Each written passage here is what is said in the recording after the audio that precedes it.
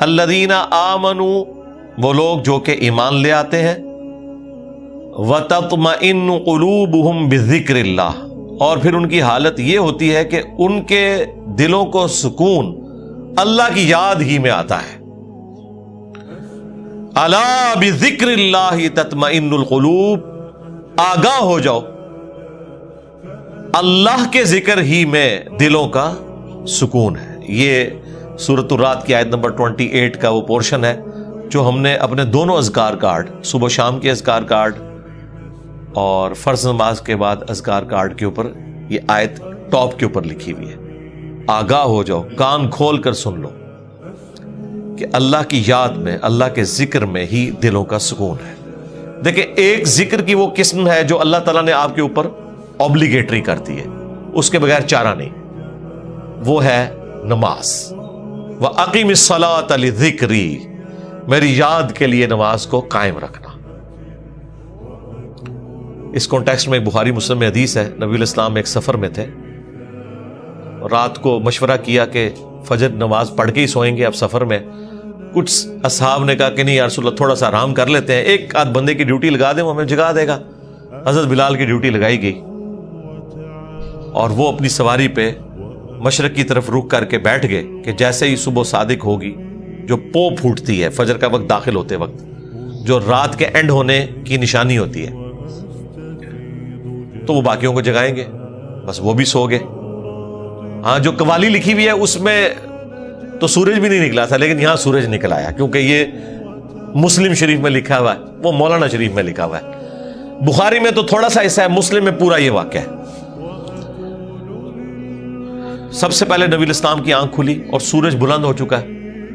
آپ علیہ السلام نے کہا سب سے پہلے تو یہاں سے اٹھو نا، اس علاقے میں شیطان کا غلبہ ہے جس کی وجہ سے یہ سب کچھ ہوا، آگے چل کے پڑاؤ کرتے ہیں۔ آگے جا کے پڑاؤ کیا، نبی علیہ السلام نے اپنے مؤذن کو بلا کے پوچھا کہ بھئی تیری ڈیوٹی لگائی تھی؟ آگے دیکھیں اس نے اسٹریٹ فارورڈ جواب دیا، کوئی گستاخی نہیں۔ اس نے کہا یا رسول اللہ، جس طرح آپ کو نیند آ گئی مجھے بھی آ گئی، ٹھیک ہے، ادھر تو بڑی گستاخی یہ شمار کیا جائے گا۔ تو نبی علیہ السلام نے کوئی نہیں ڈانٹا، بالکل نیچرل چیز ہے۔ اس زمانے میں اگر کوئی الارم ہوتا تو پھر ایسا ہوتا بھی نہ۔ یہ تو دیکھیں ہم کتنی سہولت میں ہیں، بھلے رات کو 12-1 بجے بھی سوئے نا تو الارم لگایا ہوتا ہے، یقین ہوتا ہے کہ اس الارم کی آواز میں اٹھ جائیں گے، ورنہ اگلے زمانوں میں جب الارم نہیں تھے تو لوگ تو پوری رات پتہ نہیں کتنی دفعہ کروٹ لیتے ہوں گے کہ کہیں فجر ہی نہ قضا ہو جائے۔ تو ہماری زندگی کتنی آسان ہو گئی ہے اس کی وجہ سے۔ پھر نبی علیہ السلام نے اذان دلوائی اور سورج بلند ہے، اور صحابہ کرام کہتے ہیں فجر کی نماز آپ نے جماعت سے پڑھائی، سورج نکلی ہوئی حالت میں۔ سلام پھیرنے کے بعد آپ نے فرمایا کہ اگر کوئی شخص سویا رہ جائے یا بھول جائے تو جیسے ہی اسے یاد آئے، جیسے ہی اس کی آنکھ کھلے، وہ والی نماز پڑھ لے، اس کے لیے وہی اس نماز کا ٹائم ہے، اس کے لیے۔ اس کو روٹین نہیں بنانی، اور تسلی بھی یہ دے دی کہ ٹینشن بھی نہیں لینی، ٹھیک ہے اگر ایسا معاملہ ہو گیا اللہ معاف فرمانے والا ہے، جان بوجھ کے تو نہیں کیا، اور تمہاری وہ نماز قضا بھی نہیں ہوگی۔ ظاہر ہے کہا اس کے لیے اس کی نماز کا ٹائم وہی ہے، وہ قضا بھی نہیں ہوئی، ادا پڑھی ہے تو جماعت کرائی ہے نا، ورنہ سورج نکلی ہوئے فجر کی نماز کا ٹائم تو نہیں ہوتا۔ اور پھر آپ نے اینڈ پہ قرآن کی آیت تلاوت کی، سورہ طٰہٰ کی، وَأَقِمِ الصَّلَاةَ لِذِكْرِي، میری یاد کے لیے نماز کو قائم رکھنا۔ یعنی یہ نماز وہ چیز ہے جو اللہ کی یاد کو قائم رکھنے والی چیز ہے۔ یہ 5 ٹائم اللہ نے اس لیے مقرر کیے ہیں کہ اگر کوئی شخص کچھ بھی نہ کر سکے، ایٹ لیسٹ یہ 5 اوقات میں چاروں نہ چار میرے سامنے جھک جائے، اس کی حاضری لگ جائے گی۔ وہ یعنی جس طرح ایک بندہ فوجی پریڈ کرتا ہے، وہ چاہے بوجھل دل سے بھی کر رہا ہے، اس کی ڈیوٹی شمار ہو جائے گی۔ یہ نماز ڈیوٹی ہے۔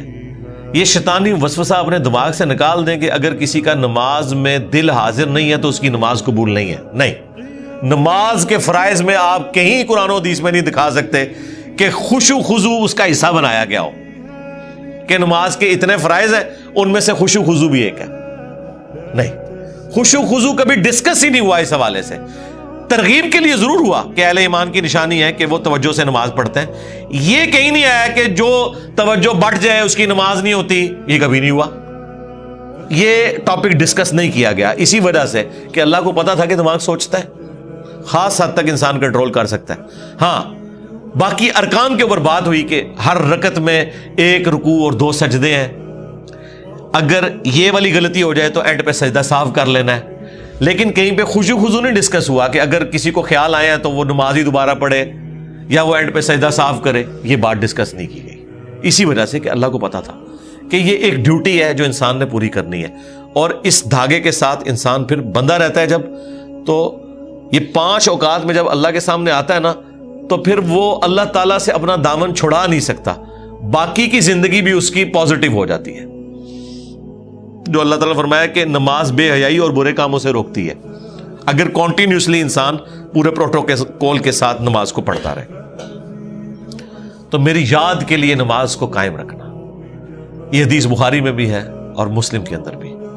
یہ کتنی ڈھارس بنانے والی چیز ہے. تو یہ وہ ذکر کی فارم ہے جو اللہ تعالیٰ نے اوبلیگیٹری رکھ لی. اسی طریقے سے اپنے مال میں زکوٰۃ دینا, یہ بھی وہ فرض ذکر ہے اللہ کا جو آپ نے کرنا ہے. اللہ کی یاد, مال خرچ کریں گے تو جس کے لیے خرچ کر رہے ہیں اس کی یاد میں کر رہے ہیں, اور یہ پتہ ہے کہ اس نے پوچھنا ہے کہ نہ اگر زکوٰۃ دی تو تمہارے ساتھ یہ کیا جائے گا.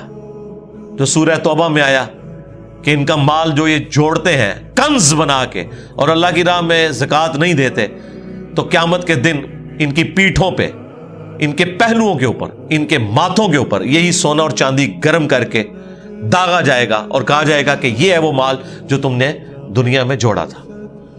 اور بخاری مسلم میں تو آیا کہ سانپ کی شکل میں مسلط کر دیا جائے گا, وَلِعَوْذُ بِاللَّهِ تَعَالَى. تو یہ ایک بڑا سینسٹیو ٹاپک ہے.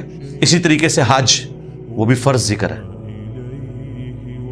رمضان کے روزے, وہ بھی فرض ذکر ہے, اللہ کی یاد دہانی. لیکن نماز ایسی چیز ہے جو روزانہ 5 وقت رکھتی ہے. یعنی کوئی کتنا بھی گیا گزرا ہے, کچھ بھی نہیں کرتا, کم از کم 5 وقت اللہ کے سامنے جھکے, چاہے وہ دل سے جھکتا ہے چاہے وہ خشوع خضوع سے جھکتا ہے, اس نے اپنی ڈیوٹی پوری کرتے رہنا ہے, کرتے رہنا ہے. ایک وقت آئے گا اللہ تعالیٰ استقامت دے گا. ترجمہ یاد کریں, خشوع خضوع کا اہتمام کریں, تو انشاءاللہ اللہ تعالیٰ یہ آسانیاں پیدا کر دے گا آپ کے لیے. یہ وہ ذکر ہے جو فرض ذکر ہے.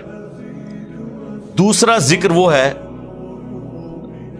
جو اللہ تبارک و تعالیٰ نے قرآن کے لیے یوز کیا. اِنَّا نَحْنُ نَزَّلْنَا الذِّكْرَ وَإِنَّا لَهُ لَحَافِظُونَ. بے شک اس الذکر, یاد دہانی یعنی قرآن کو ہم نے نازل کیا اور ہم ہی اس کی حفاظت کرنے والے ہیں. تو قرآن بھی اللہ کا ذکر ہے, اللہ کو یاد دلانے والی چیز ہے, یعنی جو چیز آپ کو اللہ تعالیٰ کی یاد دلا دے, اسی لیے اسے کہا گیا الذکر. اب قرآن کی اہمیت پہ بولا جائے, وہ تو پچھلے دنوں جو سویڈن میں گستاخی ہوئی اس پہ میں نے تفصیل سے صرف قرآن کے اوپر ہی سارا کچھ ڈسکشن کی ہے. پھر ہماری یہ جو نئی والی قرآن کلاسز ہیں, اس کے پہلے 6 لیکچرز جو ہیں وہ قرآن سے ہی ریلیٹڈ ہے. 40 علمی پوائنٹ میں نے ڈسکس کیے تھے, جسے شوق ہے وہ دیکھ لیں. تیسرا جو ذکر ہے جی, وہ ہے الذین یذکرون اللہ قیاما وقعودا وعلی جنوبہم. اہل ایمان کی نشانی ہے کہ وہ خواہ کھڑے ہوئے ہوں, خواہ بیٹھے ہوئے ہوں, خواہ وہ اپنی کروٹوں پر لیٹ رہے ہوں, ہر حال میں اللہ کو یاد رکھتے ہیں. حتیٰ کہ دیکھیں, اما عائشہ سے پوچھا گیا جنابت کے کانٹیکسٹ میں, صحیح مسلم میں حدیث ہے کہ کیا اس حالت میں بھی نبی علیہ السلام اللہ کو یاد کرتے تھے؟ تو انہوں نے کہا کہ اللہ کے نبی ہر حال میں اللہ کو یاد کیا کرتے تھے, خواہ وہ جنبی بھی ہوں. جنبی بندہ صرف قرآن کی تلاوت نہیں کر سکتا, نماز نہیں پڑھ سکتا, باقی ہر ذکر کر سکتا ہے, صبح شام کے اذکار, باقی چیزیں. اس میں تو کوئی پروٹوکول بھی نہیں ہے. یہ غسل, وضو, کپڑے پاک ہونا, جگہ پاک ہونا, یہ صرف نماز کا پروٹوکول ہے. جو عام اذکار ہیں ان کا کوئی پروٹوکول نہیں ہے, وہ آپ جس مرضی حالت میں کریں. یہ لوگ کہتے ہیں جی آیت کریمہ بڑا گرم ہے جی, بغیر وضو کے نہیں کرنا چاہیے جی, خوشبو لگا لینی چاہیے. اور بھائی جس نے کیا تھا اس نے تو مچھلی کے پیٹ میں کیا تھا, سب سے زیادہ تعفن والی جگہ, یونس علیہ السلام. کوئی گرم ذکر نہیں ہے بھائی. وہ پھر ایسا ذکر ثابت ہوا کہ اللہ تعالیٰ نے ان کی اس غلطی کو، اجتہادی غلطی کو معاف کیا، اور سورہ صافات میں فرمایا اگر یونس یاد نہ کرتا ان الفاظ کے ساتھ تو جتنا اللہ تعالیٰ کا عطاب تھا نا، پھر یہ اسی دن مچھلی کے پیٹ سے نکالا جاتا جس دن مردے اپنی قبروں سے نکلیں گے۔ ایک جملے نے اللہ تعالیٰ کا غصہ ٹھنڈا کر دیا، لا الہ الا انت سبحانک انی کنت من الظالمین۔ لیکن سرکار یہ 3 دن اور 3 رات انہوں نے پڑھا ہے یہ وظیفہ۔ ہاں آپ ذرا ایک لمحے کے لیے سوچیں، 3 دن اور 3 رات، یہ کتنے بنتے ہیں؟ 72 گھنٹے۔ 72 گھنٹوں اگر آپ کو ایک ایئر کنڈیشن کمرے میں بھی مسلسل ایک ذکر کرنا پڑ جائے تو لگ پتہ جائے گا۔ آپ ذرا اس شخص کے بارے میں امیجن کریں جو مچھلی کے پیٹ میں گپ اندھیرا ہے اور یہ بھی نہیں پتا کہ میں یہ کروں گا تو مجھے معافی بھی ملے گی کہ نہیں، اور وہ مسلسل ذکر کیے جا رہا ہے اور یہ بھی نہیں پتا کہ کتنا عرصہ میں نے یہ ذکر کرنا ہے، اور وہاں پہ بھی کسی کرسی میں نہیں بیٹھے ہوئے ہیں۔ مچھلی کے پیٹ کے اندر کیا حالت ہوگی؟ لیکن اللہ تعالیٰ نے ان کی دعا سن لی، اتنی جاندار دعا تھی۔ میں تو کہتا ہوں یہ سید الاستغفار ہے، لا الہ الا انت سبحانک